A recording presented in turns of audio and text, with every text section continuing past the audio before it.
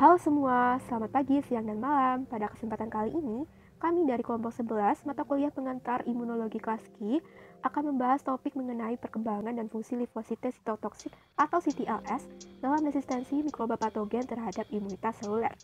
Berikut anggota kelompok kami, ada Berlian, Arum, Muna, dan Ulia. Dan berikut merupakan outline yang kami bahas. Yang pertama yaitu mekanisme efektor imunitas seluler, dan yang kedua yaitu resistensi mikroba patogen terhadap imunitas seluler. Fagosit merupakan sel yang paling baik dalam membunuh mikroba yang terkandung pada vesikel dan juga mikroba yang langsung masuk ke dalam sitoplasma, misalnya virus, ataupun mikroba yang relatif resisten terhadap mekanisme mikrobisida fagosit. Pemberantasan patogen dengan menggunakan fagosit memerlukan adanya mekanisme efektor dari imunitas seluler, yaitu CTLS. CTLS dihasilkan dari adanya diferensiasi limfosite CD8+ naif yang diaktifkan oleh antigen dan sinyal lain, sehingga mampu membunuh sel terinfeksi yang mengekspresikan antigen. Proses diferensiasi terjadi dengan disertai adanya sintesis molekul yang terlibat dalam pembunuhan sel dan juga pemberian efektor T-sel yang memiliki kapasitas fungsional sebagai sitotoksik. Kemudian, CTLS akan dapat mengenali MHC kelas 1 yang terkait pada peptida sel yang terinfeksi dan juga beberapa sel tumor. Berikut merupakan tahapan dari mekanisme efektor imunitas seluler. Yang pertama ialah pengenalan antigen dan pengikatan CTL pada sel target. CTLS akan mengenali kompleks MHC kelas 1 yang terikat peptida pada permukaan sel mikroba yang terinfeksi lewat adanya reseptor sel T atau TCR dan inti reseptor CD8. TCR dan CD8 serta protein penanda lainnya kemudian akan mengelompok di membran CTLS di lokasi yang kontak dengan sel target dan dikelilingi oleh integrin LFA1. Molekul-molekul ini kemudian mengikatkan ligand mereka pada sel target dengan kuat dan menyatukan kedua sel serta membentuk sinapsis imun di mana CTLS bersekresi protein sitotoksik. Tahapan yang kedua ialah aktivasi CTL dalam exositosis granul dan menginduksi apoptosis sel target. Pengenalan antigen oleh CTLS akan menghasilkan aktivasi jalur transduksi sinyal yang mengarah pada exositosis isi granula CTLS ke dalam sinapsis imun antara CTL dan sel target. CTLS mampu membunuh sel target secara langsung dengan menginduksi apoptosis hanya pada sel target. Di sini, nuklease dan enzim lain yang diaktifkan akan membantu menghancurkan genom virus, sehingga mencegah perakitan virion dan potensi infeksi sel lain. CTLS yang mengenali antigen melalui MHC kelas 1 akan menghasilkan aktivasi jalur transduksi sinyal yang mengarah dengan tidak memerlukan adanya konstimulasi atau bantuan dari sel T. CTLS akan mampu membunuh setiap sel yang terinfeksi di jaringan manapun secara langsung dengan menginduksi apoptosis. Ikatan CTLS dengan MHC kelas 1 akan menyebabkan sel T sitotoksik menjadi teraktivasi dan mengeluarkan toksin yang membunuh sel yang rusak dan terinfeksi. Seperti yang telah dijelaskan sebelumnya, bahwasannya sel TCD8+ bertugas untuk membunuh sel target yang telah terinfeksi. Jadi bagaimana sih si sel TCD8+ atau yang disebut dengan CTL dapat membunuh sel target yang telah terinfeksi tersebut?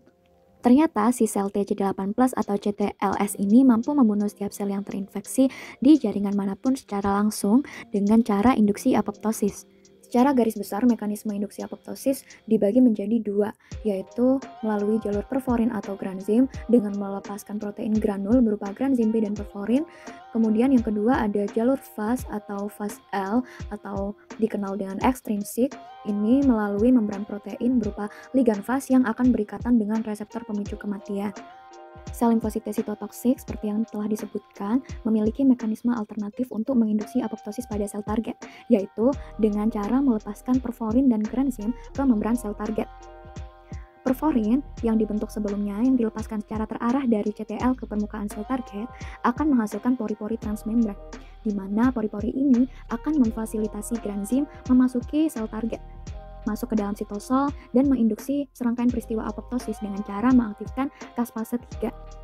Caspase yang aktif tersebut dapat memecah berbagai protein sebagai target, yaitu protein DNA repair system seperti ADP, ribos polimerase, protein struktural seperti lamin, aktin, dan onkoprotein, terutama protein ribosom.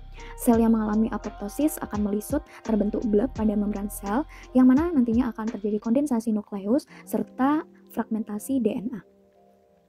Apoptosis jalur ekstrinsik dimulai dari sel limfosite atau CTL yang aktif dapat mengekspresikan membran protein yang disebut ligan Fas, di mana ligan tersebut berikatan dengan reseptor kematian yang terletak pada transmembran sel target yang dapat menginduksi apoptosis.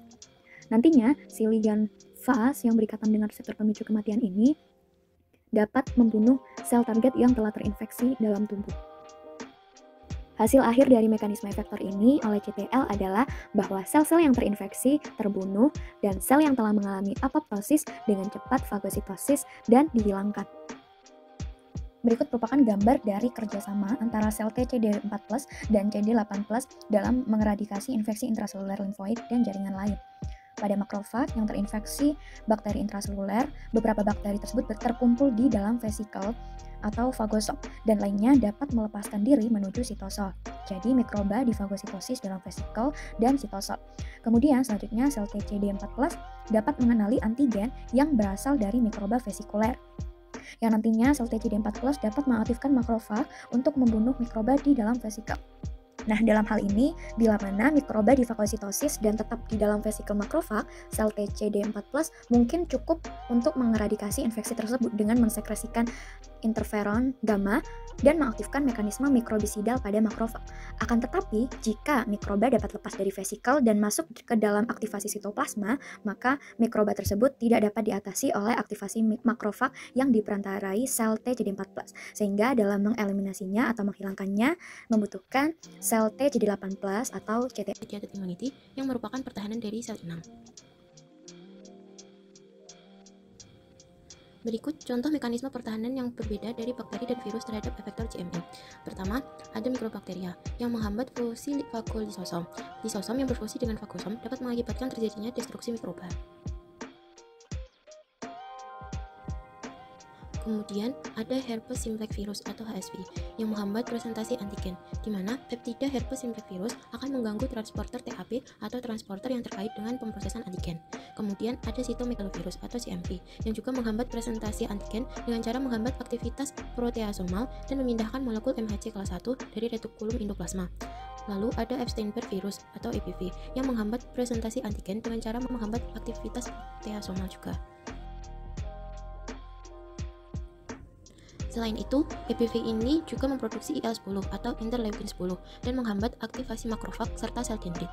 Terakhir, ada pox virus yang menghambat aktivasi sel efektor dengan memproduksi reseptor sitokin terlarut.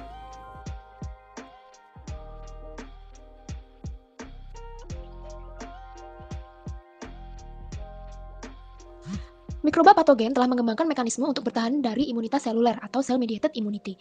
Nah, mekanisme ini termasuk menghambat fungsi fagolisosom, kemudian melepaskan diri dari vesikel fagosit, menghambat perakitan kompleks MHC kelas 1 peptida, memproduksi sitokin inhibitor, dan menginaktivasi sel T sehingga secara prematur dapat menghentikan respon dari sel T. Yang pertama adalah menghambat fungsi fagolisosom. Lisosom yang berfungsi dengan fagosom dapat mengakibatkan terjadinya destruksi mikroba. Beberapa bakteri intraseluler menghambat fungsi fagosom dengan lisosom atau membentuk lubang di membran fagosom, sehingga organisme dapat melarikan diri menuju sitosol. Nah, dengan demikian, maka mikroba tersebut dapat bertahan dari mekanisme mikrobisidal dalam fagosit dan selamat, bahkan dapat bereplikasi di dalam fagosit. Mekanisme selanjutnya adalah melepaskan diri dari vesikel fagosit. Selanjutnya adalah menghambat pembentukan kompleks MHC peptida kelas 1. Menghambat produksi atau ekspresi dari molekul kelas 1 dengan cara menghambat transportasi peptida antigen dari sitosol menuju retikulum endoplasma atau RE dan menyingkirkan molekul kelas 1 yang baru disintesis dari retikulum endoplasma. Seluruh mekanisme tersebut dapat mengurangi pemuatan molekul peptida virus MHC kelas 1. Hasil dari pemuatan yang tidak sempurna ini adalah berkurangnya ekspresi molekul kelas 1. Hal ini dikarenakan molekul kelas 1 yang kosong akan menjadi tidak stabil, sehingga tidak akan diekspresikan pada permukaan sel. NK atau natural killer akan diaktifasi oleh sel yang kekurangan molekul kelas 1. Sehingga mekanismenya menjadi CTL mengenali peptida virus MHC kelas 1, kemudian virus akan menghambat ekspresi MHC kelas 1, kemudian sel NK akan mengenali ketiadaan molekul MHC kelas 1. Selanjutnya adalah memproduksi sitokin inhibitor. Beberapa virus yang lainnya memproduksi sitokin penghambat atau inhibitor yang dapat mengikat dan menetralkan sitokin seperti IFN gamma, mengurangi jumlah sitokin yang tersedia untuk kemudian memicu reaksi imun seluler. Selanjutnya adalah menonaktifkan sel T, di mana inaktivasi sel T dilakukan sehingga secara prematur dapat menghentikan respon dari sel T. Nah, pada slide berikut ditunjukkan gambar dari aktivasi dan sel T kelelahan. Pada gambar A ditunjukkan bahwa pada infeksi virus akut, sel TCD8+ spesifik dari virus akan mengalami proliferasi, kemudian akan berdiferensiasi menjadi CTLS efektor dan sel memori, dan kemudian akan membersihkan virus. Kemudian pada gambar B ditunjukkan pada beberapa infeksi virus kronik, sel TCD8+ akan memberikan respon awal, tetapi juga akan memulai mengekspresikan reseptor inhibitor dan diinaktifkan, sehingga menyebabkan persistensi virus. Proses ini disebut dengan sel T kelelahan karena sel T akan membuat respon, tetapi hanya hidup dalam jangka waktu yang sebentar.